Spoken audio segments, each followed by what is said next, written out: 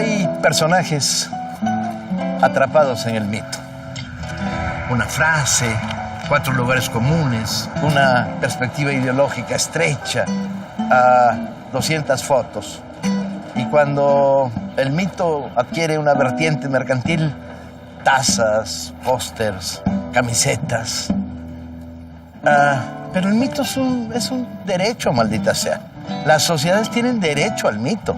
Los ciudadanos tenemos derecho al mito. ¿Cuál es el problema?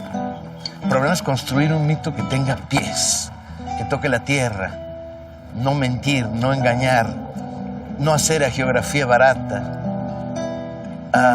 tocar al personaje, a un ciudadano al que puedes calificar con 3 adjetivos que no eran bien vistos y no estaban de moda.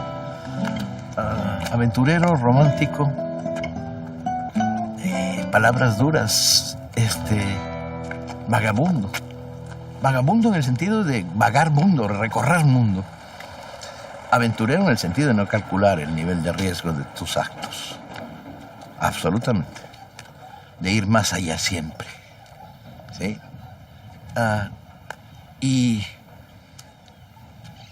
romántico, pues cómo no. Afortunadamente, romántico. No va a ser fácil acercarnos a Ernesto Guevara, también conocido como el Che. Demasiadas nubes, demasiadas sombras, demasiados facilismos a la hora de revisarlo. No va a ser fácil contarlo para 2 generaciones. Los que crecimos bajo su sombra y una generación de jóvenes de hoy, de 15, de 20 años, que lo ven como el abuelito rojo al que todos tenemos derecho. Ernesto Guevara era sin duda, es sin duda, uno de los nuestros, quizá el más grande de los nuestros.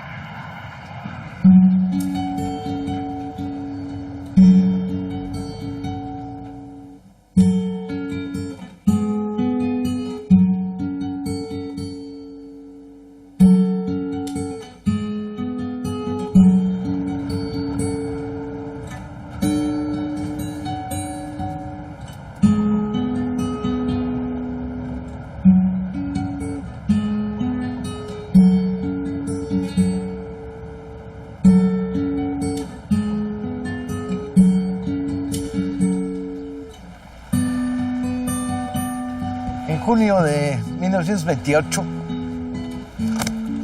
el matrimonio formado por Ernesto Guevara Lynch y Celia de la Serna desciende por el río de un lugar donde habían estado viviendo en Misiones, Caraguatay, para tener su primer hijo en Buenos Aires.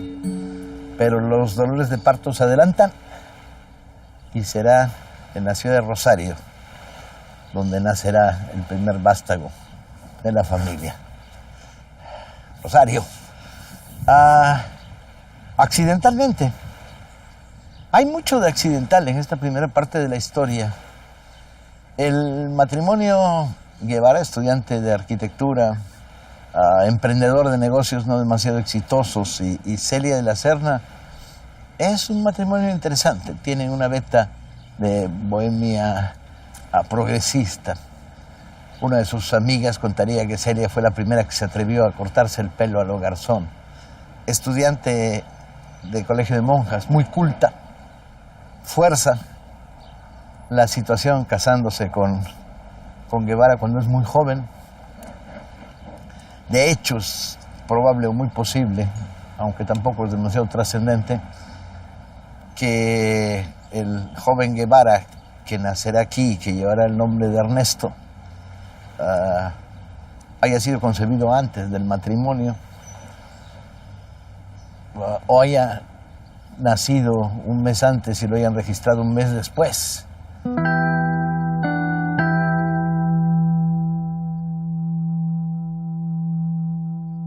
Ernesto nacerá el 14 de julio de 1928 en la maternidad del Hospital Centenario anexo a la Facultad de Medicina. Los testigos del recién nacido hijo accidental de la ciudad de Rosario serán premonitorios del futuro carácter viajero del bebé.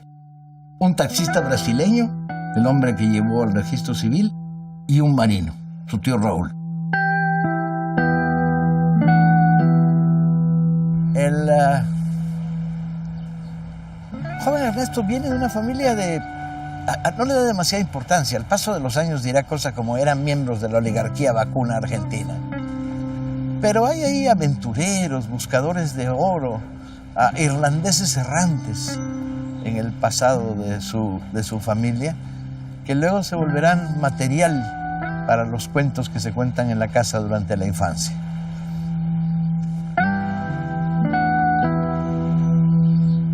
Es linda esta ciudad. El Che nunca dijo, a mí me gustó Rosario para nacer. Lo que sí dijo,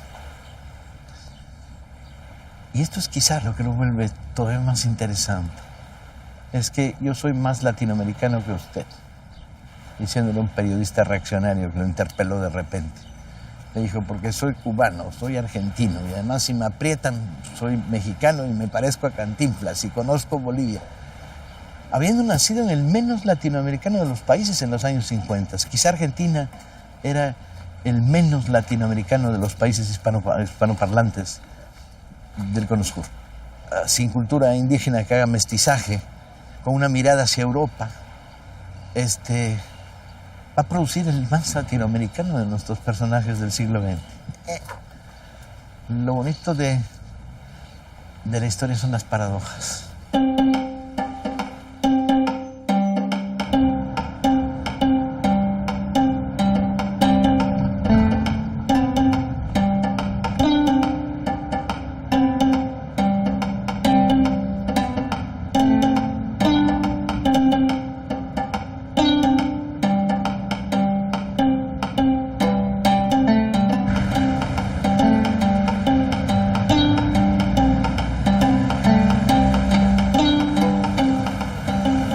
Una pequeña banderita registra la casa donde va a vivir sus primeros días Ernesto Guevara. Va a ser la suya una vida errabunda, porque el negocio de su padre fracasa, van cambiando de ciudad. Prácticamente en sus primeros años va a vivir en 4 o 5 lugares diferentes. Hoy la casa natal no puede subir, los dueños del departamento ya están hasta acá, de que alguien venga a tocarles el timbre y diga, oiga, aquí nació el Che Guevara, pero se ha vuelto un lugar de micro peregrinación laica, como tantos otros a lo largo de este planeta.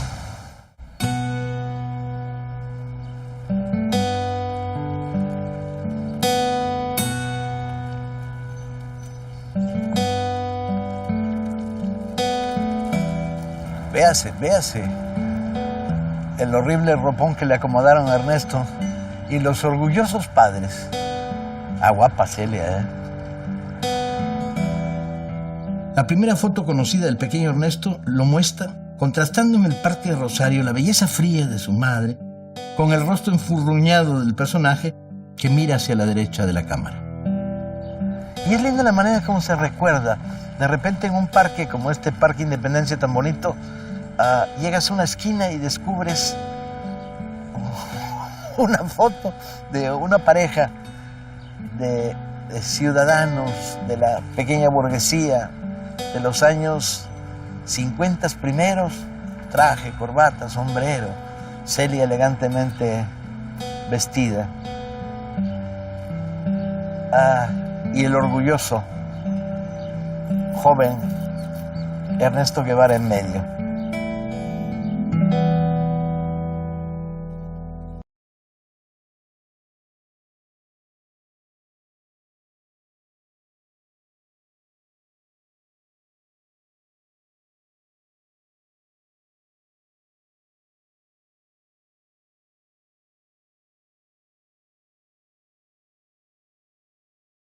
Como a los 2 años y medio, 3, si la memoria no me traiciona, tiene un ataque bronquial muy fuerte y le detectan que hay algo más que eso. Bueno, luego dicen es asma. Un ataque de asma muy potente. El bebé se ahoga y el asma va a ser su eterno compañero. El asma va a crear límites en torno a él y va a crear actitudes frente a la enfermedad. La enfermedad lo limita en los alimentos, en el clima. Se vuelve un barómetro andante que de repente dice, viene un frente norte, mañana va a llover. Las cosas que le producen alergias, la pelusa, los gatos, los alimentos, la imposibilidad de hacer ejercicios extenuantes, la humedad. Y va a estar cercado por el asma toda su vida. De hecho, va a forzar a su familia en los primeros años a vivir una vida de continuas migraciones buscando un clima que no acabe con Ernesto. Años más tarde, su hermana Ana María rescata un recuerdo de la mitología familiar. Era tan terrible el asma que mis padres, desesperanzados, pensaron que se iba a morir. En 1933, huyendo del asma, siguiendo consejos médicos, deciden buscar un clima seco de montaña en la provincia de Córdoba.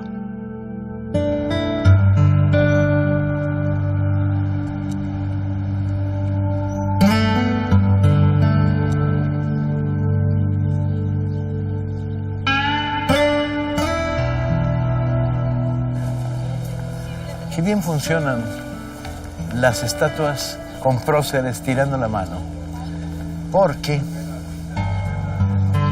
las palomas aprovechan para pararse en la mano.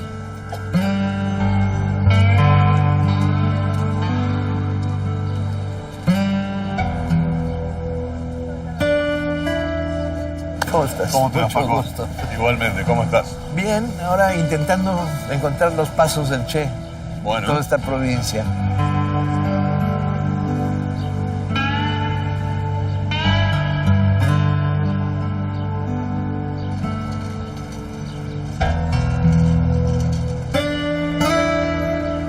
De apuro se toman un tren y llegan a la estación de trenes y él viene absolutamente con un problema respiratorio en el tren y viene con toda esa crisis. El padre cuenta que se vino con unos zapatos que tenía puesto y que le apretaban mucho porque se los tuvo que comprar de apuro. Y entonces vienen a dar a ese hotel. Exactamente. ¿Qué es el hotel? El Plaza Hotel, porque justamente está enfrente a la plaza central de la ciudad de Córdoba, que es la Plaza San Martín. Plaza Hotel, ahí está. Es verdad. Creo que ahora funciona como un refugio de abuelos. Vamos al geriátrico, a lo mejor nos admiten. Bueno.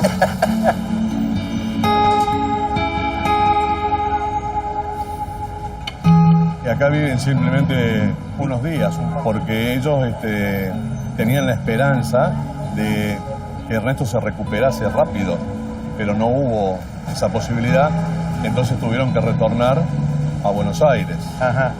Y comienza nuevamente otro tratamiento, pero que nuevamente le dicen que va a tener que se vaya de nuevo, que vuelva al aire seco, a la Sierra de Córdoba, porque no había chance de que se recuperase en Buenos Aires. Y entonces deciden salir hacia la sierra. Hacia las sierras. Ellos reciben el consejo de unos amigos de Altagracia, que son oriundos de Rosario, pero que viven en Altagracia, que es la familia Peña, y que le dice, Ernesto, ¿por qué no probás en Altagracia? Y yo estoy con ese mismo problema y me está yendo muy bien y estoy respirando bastante bien.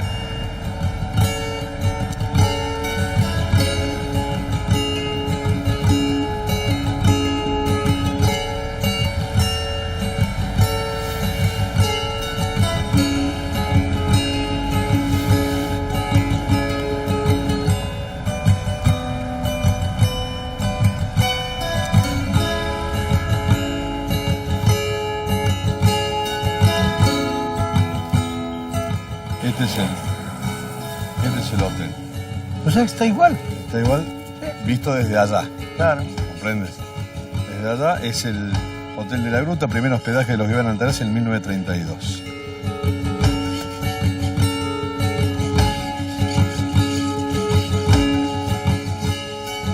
Los Guevara viven en Altagracia, en el Hotel La Gruta. Ahí Ernesto hace sus primeras amistades. Parece mejorar en este clima. Una ceremonia de velada que los foráneos practican felices es tomarse fotografías montados en burro, ¿no? Era una práctica natural. Los Guevara, que al fin y al cabo hacían vida de turistas, no son excepción. En una tarde agradable suben al pequeño Ernesto sobre este animalito serrano en un intento por integrarlo al telúrico ambiente. Sí. Allí montado, Ernestito se parece a un diminuto gaucho, sí, con sombrero de alas anchas y abrigado con un poncho que le cubre su cuerpo y que solo asoman sus piernitas huesudas debajo de la montura.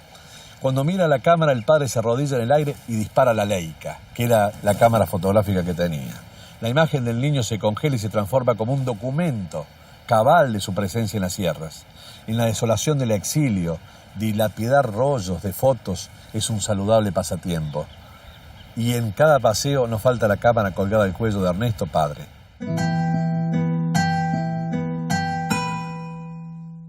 O sea que si resumes, lo que encuentras es una infancia normalmente anormal. O sea, marcada por el desarraigo de los padres respecto a las grandes ciudades, el aislamiento de Altagracia, la enfermedad continua como motor de la vida familiar de Ernesto, su educación de autodidacta impulsada por su madre y el niño que juega.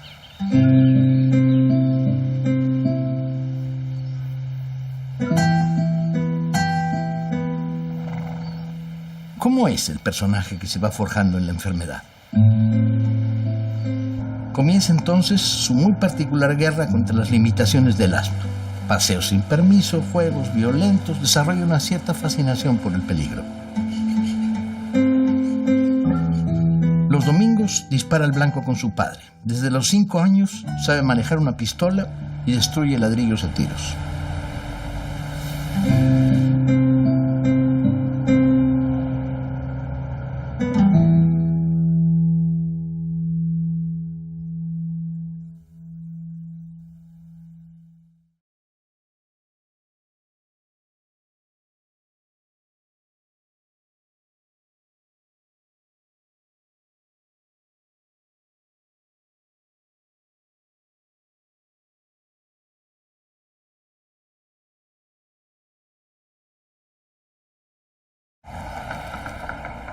El Hotel de la Gruta, como se le había puesto caro, entonces un amigo que se llamaba Fernando Peña les dijo: yo les voy a sugerir una casa para que ustedes paguen la renten más barata. Entonces lo trajo acá.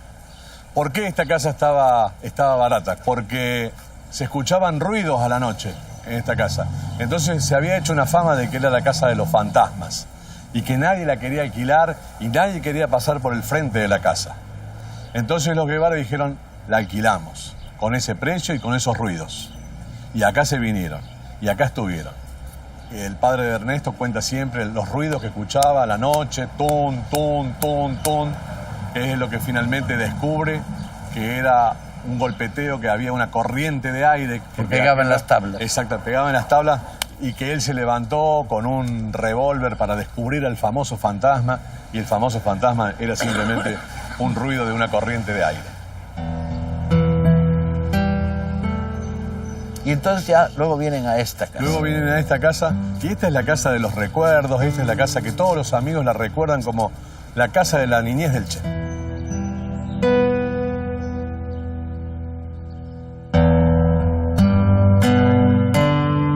Celia le enseña a leer porque no puede ir al colegio de manera regular a causa de la enfermedad. En el 36, Celia recibe una circular del Ministerio de Educación preguntando por qué el niño no asiste a la escuela. Deciden que, dado que está pasando cortas temporadas sin ataques, ha llegado el momento de enviarlo a estudiar. Entra a estudiar en la escuela pública, rodeado de niños de padres sin recursos económicos. Seguirá siendo la lectura su gran pasión, la gran pasión de la primera adolescencia, obligado por el reposo de los ataques de asma a la pasividad física. Alguna vez saqué la cuenta de las lecturas de la literatura de aventuras. Se la devoró la literatura. Salgari, Verne, Milne Red, Jack London y Dickens. Enfermo, largas temporadas en la casa, tiempo para sin ir a la escuela, se convierte en lector, muchas horas de lectura. Entonces te imaginarías un niño metido para adentro, ¿no? Sin embargo, hay una dualidad. Es niño enfermo, sí, pero además organizador de juegos, sacó al más loco, aventurado, ¿no? El registro de sus amigos, de las cosas que jugaban. Él tenía sus retracciones por el problema de asma, pero a su vez, y era una infancia, una niñez a cielo abierto.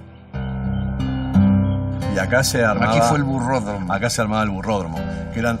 Ellos traían burritos que andaban dispersos por ahí, por el campo, y ellos hacían acá carreras de burros, carreras de bicicletas, acá jugaban a las guerritas. Durante la Guerra de España, Ernesto fue siguiendo la información, sí, porque algunos de sus amigos eran hijos de republicanos españoles. Entonces había dos bandos, los de la Guerra Civil. Los rojos.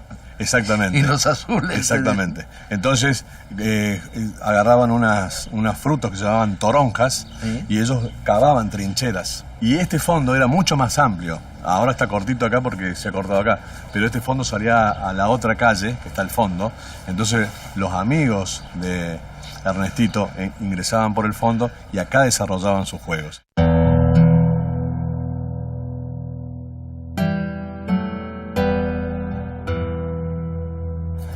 Los Guevara habitan 5 o 6 casas en Altagracia.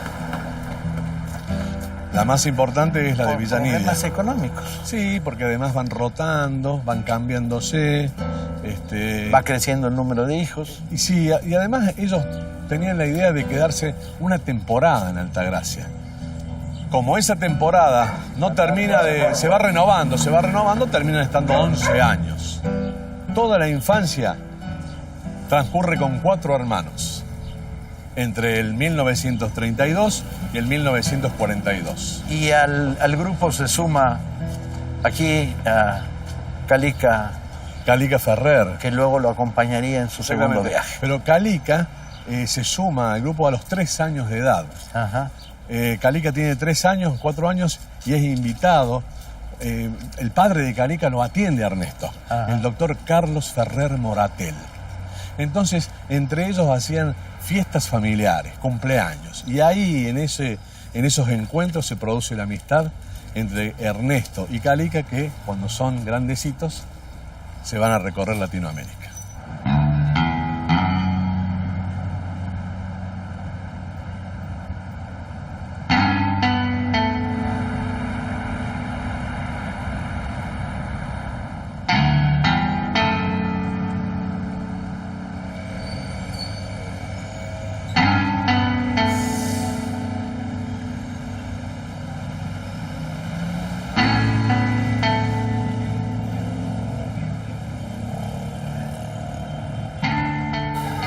Este que está acá con un ondazo en la cabeza es Ernesto. Y este que está acá soy yo. Ernesto y Calica, que era más orejón de chiquito que ahora, eso sí, no hay pruebas del delito. Sí. Qué buena foto. Y esa foto te voy a explicar alguna cosa. Este es Ernesto. Claro, y al lado estoy yo. Y vos fíjate la cara de enojado que tenemos todos, ¿sabes por qué? ¿Por qué? Porque en aquella época las fotografías no se sacaban como ahora, que hace tac, para lo cual tenía que estar 20 minutos. Entonces, en vez de estar jugando en la fiesta, estábamos todos con cara y culo ahí, porque te interrumpían la cosa.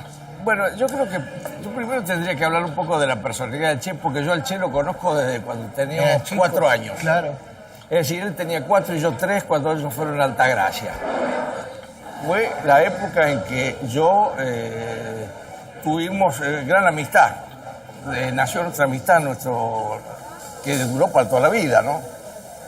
Ernesto era un chico muy inquieto, siempre estaba buscando algo, ¿no? Ernesto nunca estaba tranquilo, como diciendo, bueno, me siento. No. Él organizaba expediciones con una barra de amigos y Ernesto siempre fue un poco el cabecilla. La única obligación de lo de Guevara era a la hora de almorzar o decirme dónde estás. Pero la madre me dijo muchas veces, yo a Ernesto lo crié como un chico normal. Cuando tenía asma, bueno, los amigos lo arrastraban hasta la casa. Influyó mucho en Ernesto la Guerra Civil Española. ¿Que era verdad que él iba siguiendo en un mapa la batalla? Él tenía un mapita que seguía si alguno que en ese momento no se podía enterar, ya sea porque por los pocos diarios que se tenían o por la radio. Y él tenía un mapita que iba siguiendo los movimientos de la guerra civil. Ahora, todo esto, para los amigos de él, a nosotros esas cosas no nos interesaban. Pero ahora uno se da cuenta de que Ernesto era distinto. Ernesto era un tipo muy dadivoso. Por ejemplo, si a mí me regalaban una bicicleta, no se la dejaba tocar a nadie. Ernesto le regalaba una bicicleta y se la prestaba a todos los amigos. Era un tipo así. No le tocaras un hermano o un amigo o algún chico que tuviera algún pequeño defecto que era parte de su pandilla, porque era capaz de matarte, ¿no?